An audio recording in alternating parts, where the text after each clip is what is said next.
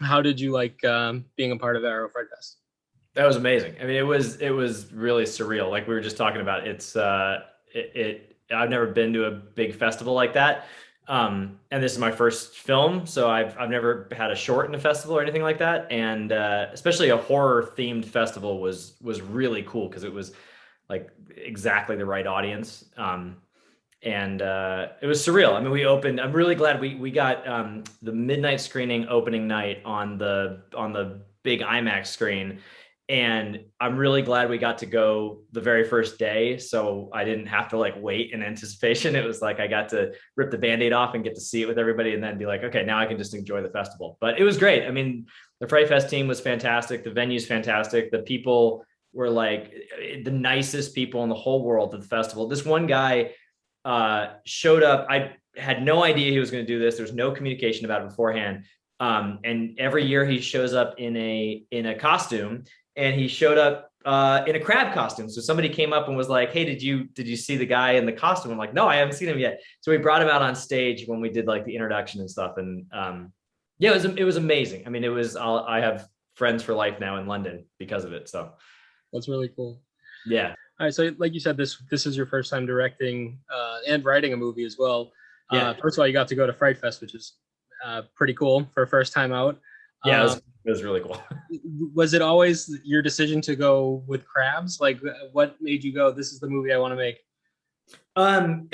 So growing up, my family would go down to Georgia every year and we would find the horseshoe crabs on the beach, and we'd pick up like it's normally the molt, so they've already left their shell and then they leave the molt behind, and they're creepy. I mean, they're super creepy little animals, but uh, for in college, I was gonna write this monster movie short that I didn't have the time or budget or ability to make, and that idea, the horseshoe crabs always stuck with me as like, okay, well, by the time I'm making movies, somebody will have done that. Somebody will have, made a horseshoe crab movie, and nobody had, and I was like, okay, well, let me write the thing at least.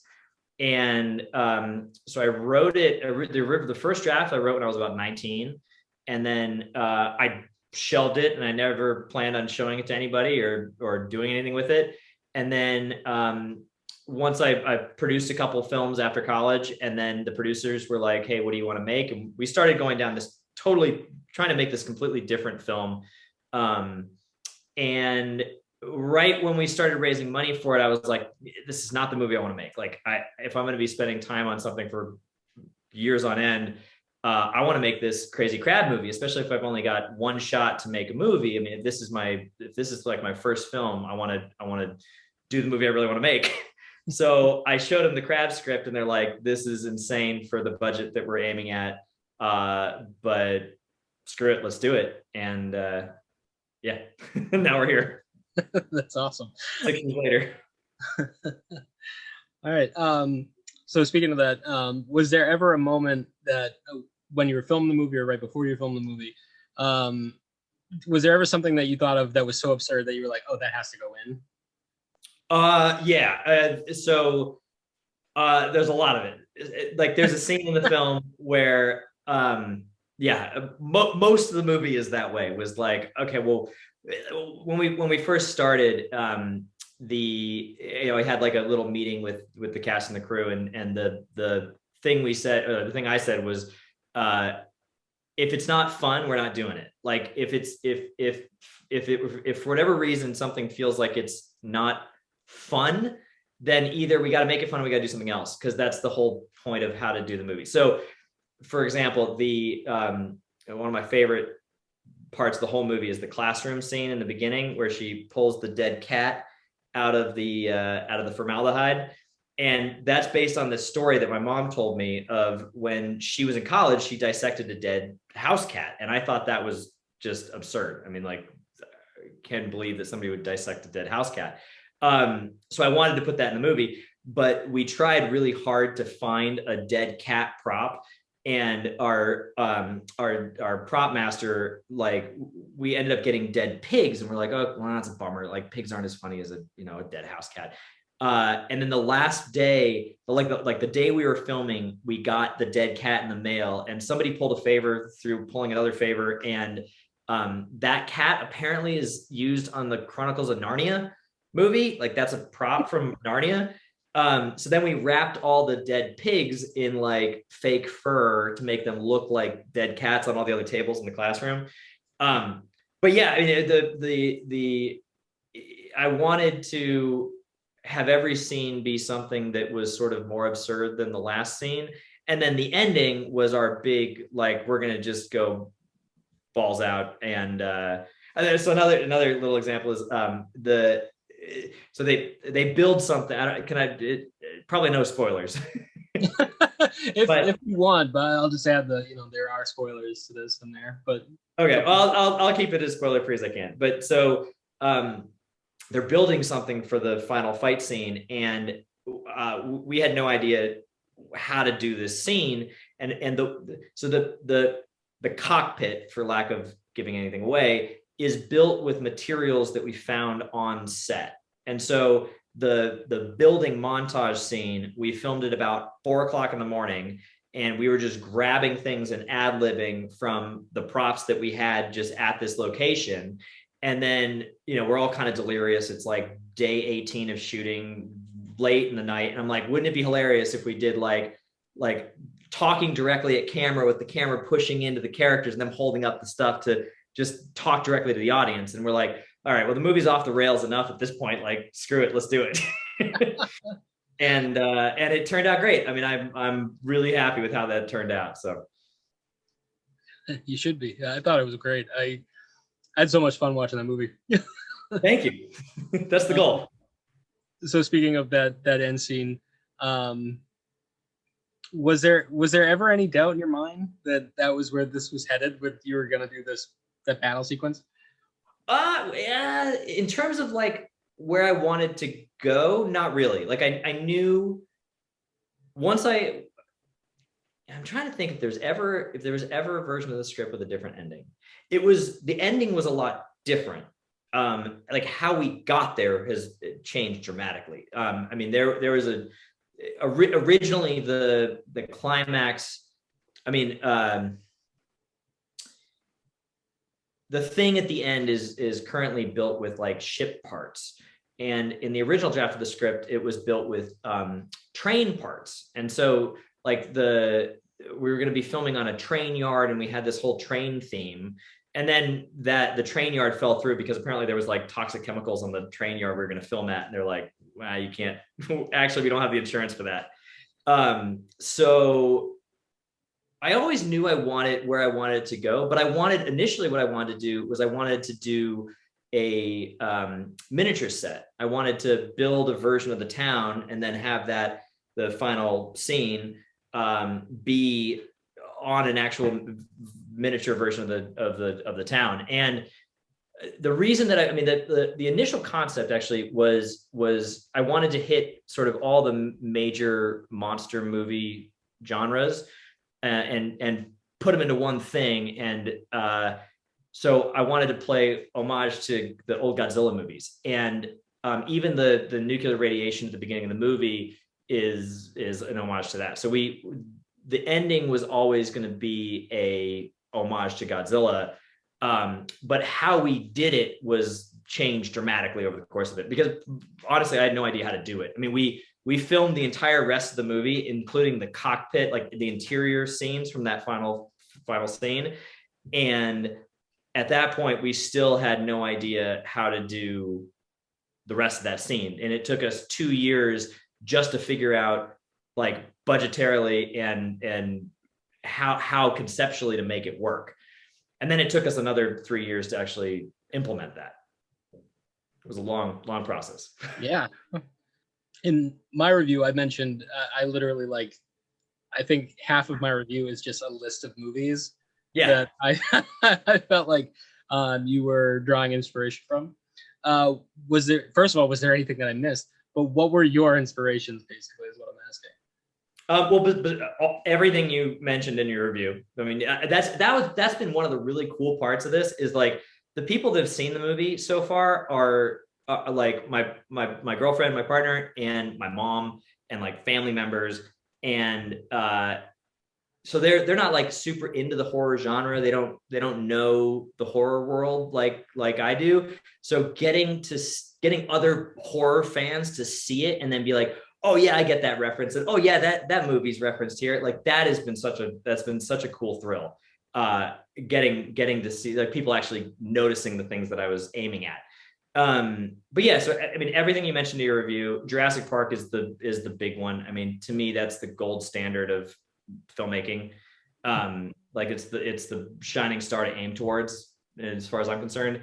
And then Eight-Legged Freaks is one of my favorite movies of all time. That was another big one. But then there's also like obscure direct to VHS movies that I grew up with that I really love. Like there's this weird movie called Prehysteria. I know it. Yeah, okay. So there's like three of them, and I loved those as a kid. I mean, those were my jam, and like the idea of the little stop motion animation monsters and stuff like that. Even I didn't realize this until I looked up Prehysteria the other day because I was referencing it, and I didn't even realize that there's an exclamation point at the end of the title, and I'm like, oh yeah, that runs deep. It just sort of like incepted you. Yeah. But all the little monster movies, Gremlins, Critters. There's a movie called Bad Milo that I really love. That's rather recent. And then like I like really upbeat films. I mean, there's this movie called Detention. The Joseph Kahn directed it. I forget the year, 2011 maybe. But like I tried to make my prom scene emulate that film too. There's a lot of like music video energy in that movie. He's a music video director. And Destroy All Monsters, a lot, Power Rangers, all of I love tactile films and filmmaking, like anything that's from South Park to Alien, like anything that uses physical objects in the creation of it is a big win for me. So I wanted to do as much of that in different ways as I could. So the miniatures thing would have been really cool for the end, but maybe for the next project we'll do that. So you do surround yourself with a lot of I noticed a lot of B horror movie actors, actresses. Kurt Carley, who's sort of like almost like a Doug Jones, right? He's like a monster guy. And then Robert Craighead, who's been in a lot of just a ton of stuff. And Jessica Morris, who's really just, I think her slate for the next 2 years is like completely full. Was there anything that like you drew from them or that they drew from you in order to like enhance their performances, or how did you feel about all of their performances? I mean, the thing that I feel like if there's anything that this movie got right, or I got right as a director, it was casting. I mean, like to me, the thing that, the part that I'm most proud of in the whole film is the casting, and I think that all of the actors are amazing. I mean, like, you hear stories about set drama with actors. We didn't have any of that. I mean, like every person on this movie was the most amazing human being ever, and they're fantastic. And so like this is my first feature. I've never worked with professional actors. I've worked with some like stage actors on college films and stuff like that, but never with anybody who's acts on feature films for a living. And so I took most of my cues from them. I mean, a lot of like my style was based on, I was sort of developing how to direct really as we were making the film. And so like Jessica, for instance, her instincts are so good that I probably gave her the least direction that I gave anybody on set, just because she came in and knew the character and knew what we needed. And like, it was like, oh no, you're good. You know exactly what's going on. And they were all like that. Like Bryce Durfee, who plays Hunter, is probably in terms of credit, like number of credits, is one of the least experienced actors, but his ability to take a note and change it in the next take was like magic. I mean, it was one of my favorite parts of making the movie was like, I'd go and we do the first take and I go and I whisper something into his ear and he'd be like, oh yeah, no, got it. And then the very next take, it would be like, he would take my weird little, I'd give him something strange. Like, let's try it, like your, I don't know, some weird note. Right. And he would internalize that and give me exactly or better than what I was expecting from that scene. And so like, and each of the actors sort of had like a different way that directing them seemed to work. So there's one scene in the movie where they're all at the they're in the classroom, and I needed Chase to look. Chase plays Raju, and I wanted him to look really uncomfortable. And I gave him a note, and we got what we needed, but it wasn't exactly what I was looking for. So then I went to some of the other actors. I'm like, okay, why don't your intention is this scene is to seduce Radu. And so we had one camera just pointed on Chase, and then the other actors play, because we have to run the whole scene while even if the camera's not on them, right?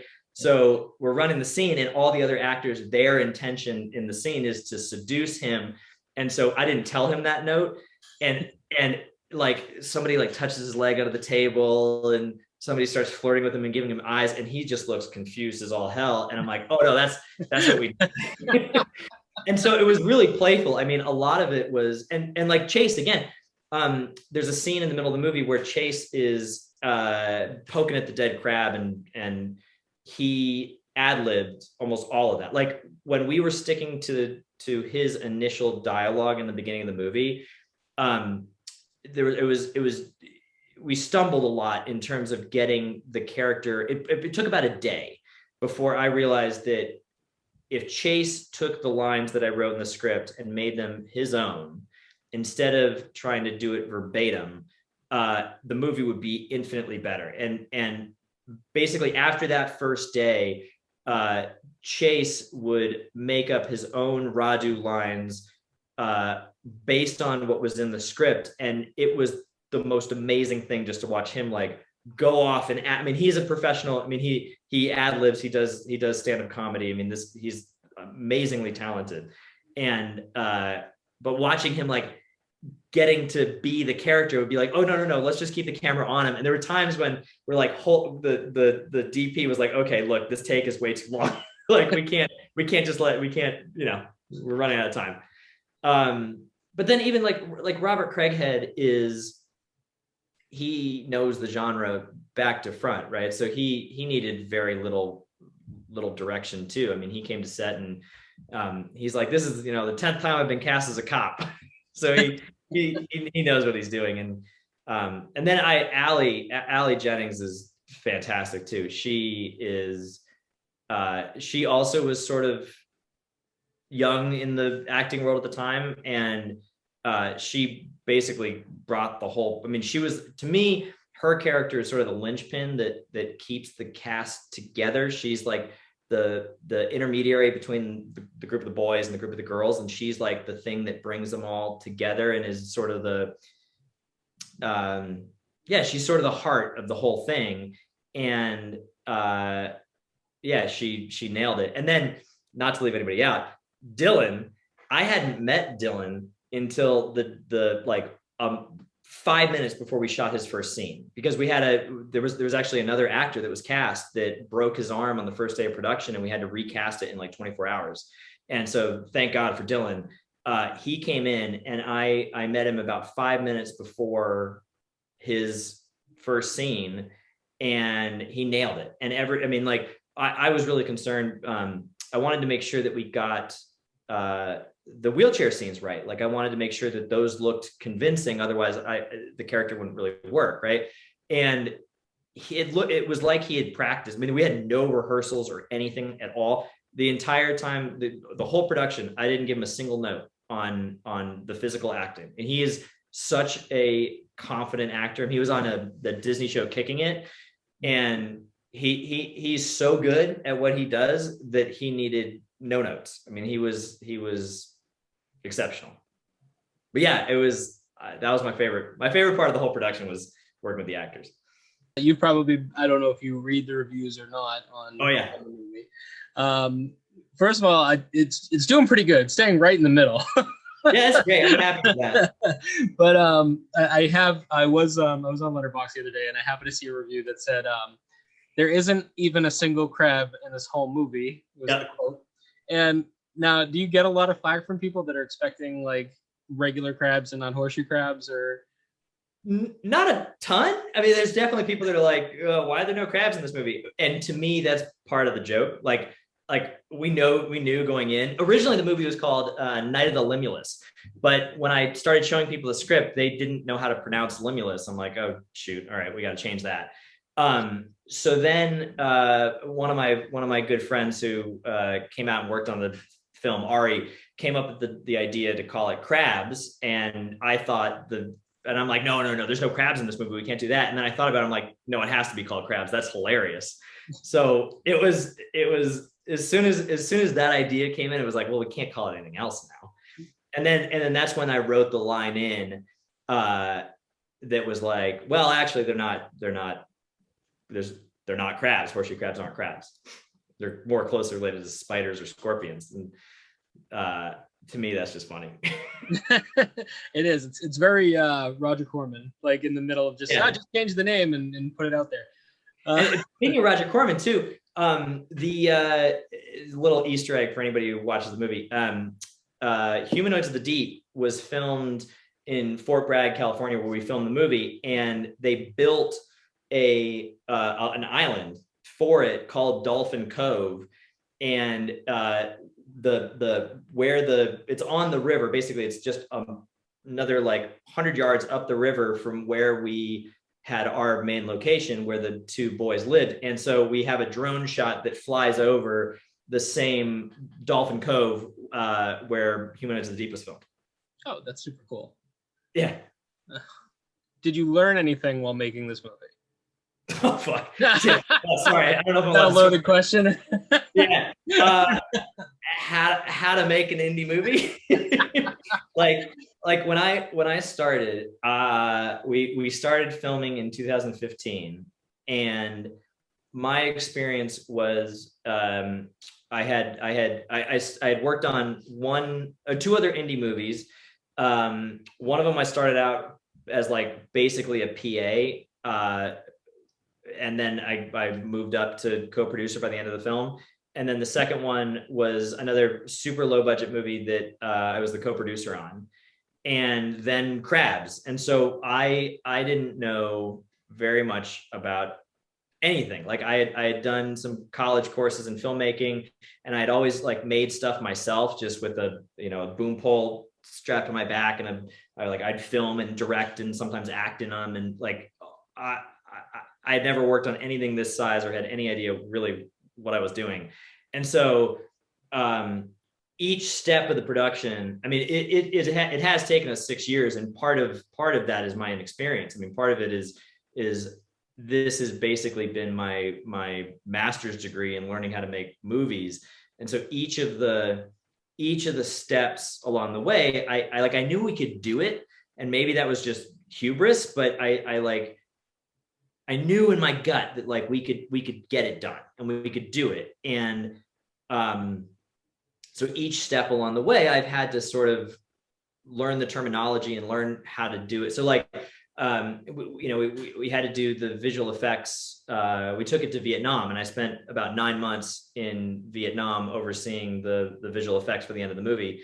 And I didn't know anything about DPX file formats, or the fact that we shot it in 300 frames per second without good tracking markers. And so we had to roto basically every character in 4K for 380 shots. Like I wouldn't have been able to communicate any of that beforehand.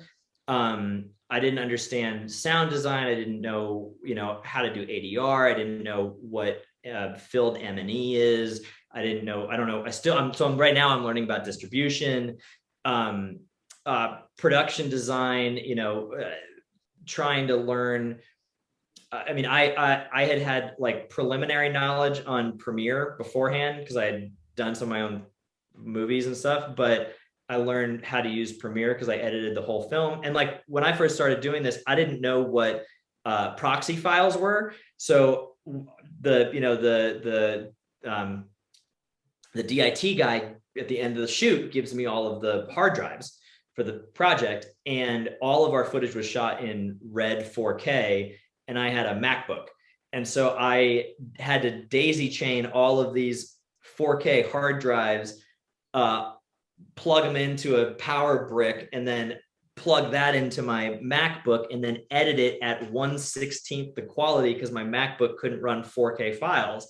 So the first pass of the film I edited without even being able to see the actors' faces really. Like, it was until we exported it, it was all blurry. And then I brought it to another editor, and I had probably spent 9 months editing the first cut of the film that way. And I brought it to another editor, and he's like, "Where are your proxy files? Like, why the hell are you doing this?" I'm like, what's a proxy file? I don't know. I've never heard of that. So yeah, I mean, I now feel infinitely more confident about how to make a movie from beginning to end after having done the project this way. I mean, I feel very confident that, because a lot of it I ended up having to do myself, like pieces of, especially the final fight scene. Like, our team was basically like, yeah, we don't know how to do this either, especially for the budget we have, like, kind of figure it out, like go off and good luck and figure it out. And we did. I mean, I feel like now I understand. I mean, there are a million pitfalls and a million things we did wrong. But without doing that, I wouldn't have known how to do it right now. And I mean, that most valuable education I could have ever gotten was failing over and over and over in order to learn how to do it the right way the first time. So whatever my next project is will be way smoother than this one. Yeah. That's good. So one thing that you did mention in there was the sound design, and something else that I had written down was the sound effects for the crab itself. Yeah. Was that always part of the plan, or was that something that was just like, oh no, that's great, just do that? Well, it's interesting. So the sound design in the version that you saw, did you see the digital Fright Fest version? I just got the screener. I have no idea what. Oh, you got the screener. Okay. So that's actually being tweaked still. So the sound design that you saw for the review is going to be overhauled a little bit before distribution. We were rushing to get it done before Fright Fest. And so there's some overlapping ADR and some background stuff that like the prom scene sounds a little hollow right now. So we need to boost that. And some of the ADR sounds like ADR. It needs to be sort of put into the world. But the crab sounds, so the guy who plays Radu did the crab sounds, and he did the little crabs, and then he vocalized for all of them. He vocalized for the little crabs, the medium-sized ones, and the super large one. And the plan was always to have the little ones at least sound like critters or gremlins. Like I felt like that was the right way to go with the little ones. And then the medium-sized ones were supposed to, I had an idea for how I wanted them to sound, and it needed to be like, there needed to be a level of animal sounds plus human vocalization in order to get the intention of the monsters right. Like, it just couldn't just be animal sounds. There had to be like an angry sound or a hungry sound or like a desire for each of the, depending on the scene. And same with the final queen sound. But for a couple reasons, I ended up having to learn how to create monster noises myself. So I licensed a bunch of sounds from the BBC Natural History website. And then, so the medium-sized crabs and the queen crab are my sound design. I mean, so talk about learning how to do stuff. Like I didn't, as soon as I found out that I kind of needed to do that myself, I'm like, oh shit, here's another, I gotta figure this out. I don't know how to do it.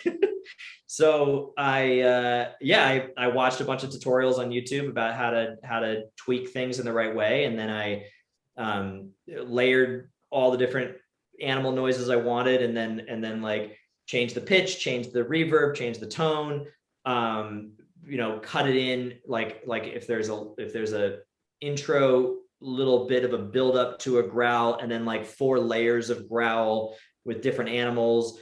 I tried a million different variations. It probably took me 2 months to get all the medium size and large queen crab sounds right, because I had to learn how to do it too. But I wanted them to sound broken, but like broken and wet. Like each as it progresses, it's like the radiation has gotten worse, and so their vocal cords, I imagine, like the little crab is kind of like cleanish, chittery, fun, gremlin, havoc causing crab. And then it's like, and then it gets twisted, and their vocal cords have like holes in them, so it sounds broken, and there's like high pitched but low pitched, and then wet, screwed up sound in the middle. And but yeah, that was an adventure learning how to do that.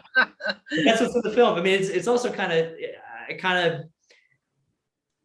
you know, it's like, is it perfect? Is it exactly what I wanted? No, but for a first attempt, I was pretty happy with how it turned out. No, I loved it. I thought that they sounded great. In all honesty, I was like, it really does add something a little bit, just sort of even to the sort of schlock level of it. Yeah. Just sort of like, okay. Is there any news of a U.S. release date for Crabs yet? Nope, not yet. We're still applying to U.S. festivals. We don't have distribution yet. Not exactly sure what we're doing there yet. We've talked to a couple companies, but nothing signed or anything like that. And yeah, I'm hoping to know more by the first of the year or so. We're going to IFI Horrorthon in Ireland, Fantasy Fest in Germany, and Monster Fest in Australia. So we're going to have a couple more festivals before premiering in the US. I usually ask for the last thing, what you're working on next. Yeah, a couple things. I have Crabs 2, 3, 4, however many people might want. I've got ideas for. My thought is, like, I've talked to all the actors, and they're all down to do more. If people like this one and it gains some legs, then we'll do more and continue to go as far outrageous as we possibly can. And I like the Sharknado template of trying to one up ourselves with each one. Yeah, so I've got like a post-apocalypse version for Crabs 2 that I like. I was gonna ask, actually. I was like, seems like a good way to go. yeah, there's like yeah, I gotcha. But then I also have this other movie that I am working on. It's called Tithe, and it's complete polar opposite, totally opposite direction from everything that Crabs is. I mean, it's like the way I'm pitching it is, it's like The Raid in medieval times, or John Wick with swords. It's like I wanted to do something that is, Crabs is convoluted. I mean, it's super convoluted. There's way too many storylines and way too many actors and way too many motivations and directions and things that are happening. I mean, we've got 4 different monsters in the movie, and 8 characters. I mean, we've just got a lot going on. And for Tithe, I would want to do the exact opposite. I want to do like the basic idea is just a revenge story with a mostly silent protagonist. And I like the idea of doing things that I haven't done before, like, and things I don't really know how to do. And so I want to narrow the focus and tell the simplest story I possibly could as best I could, and focus on like the absolute fundamentals of storytelling and filmmaking, instead of getting lost in the weeds with the excess. Like Crabs is a lot of excess, and I think it'd be good to sort of take a step back now and get the simpler stuff right, but do it as well as I possibly can. Very cool. All right, that's all I had for you.